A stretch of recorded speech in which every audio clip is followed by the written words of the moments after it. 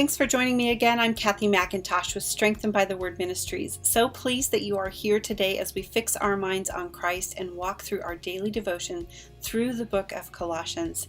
Today we remain in chapter 3. We are going to look at verses 9 through 11.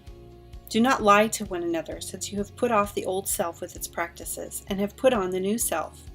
You are being renewed in knowledge according to the image of your Creator. In Christ there is not Greek and Jew, circumcision and uncircumcision, barbarian, Scythian, slave and free, but Christ is all and in all. Like many of us, when you consider the word lie, you might think of it as an intentional way of deceiving someone.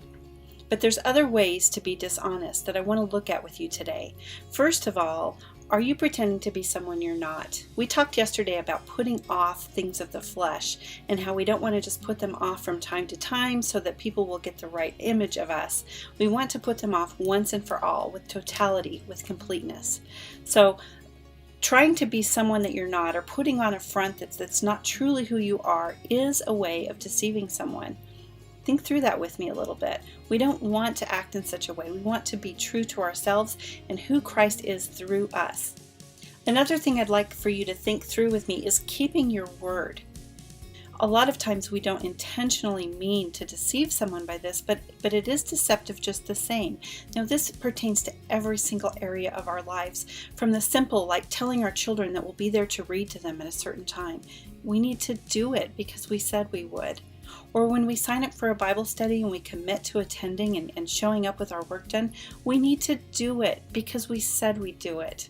Or if we tell our children's minister that we're going to be there to volunteer, we need to do it because we've said we're going to do it. Now, again, I understand that life sometimes gets in the way and sometimes things happen and we can't do everything that we say we're going to do.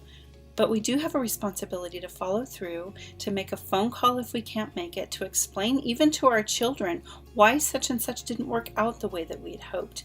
That teaches them not only to have grace and forgiveness, but it also teaches them that life sometimes happens and things don't go exactly the way we planned.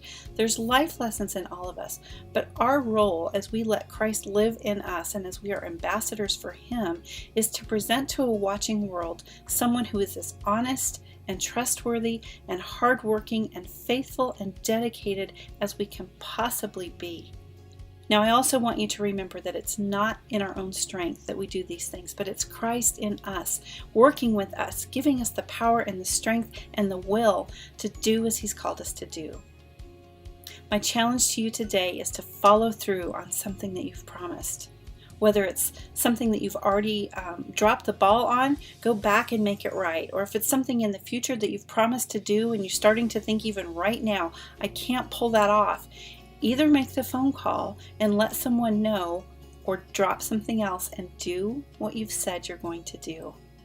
Remember, you're strengthened by His Word. Get in there and let it live in you and through you so that you can shine for Jesus Christ today. I pray that you're blessed as you walk through this study, and I look forward to seeing you back here tomorrow as we fix our minds on Christ.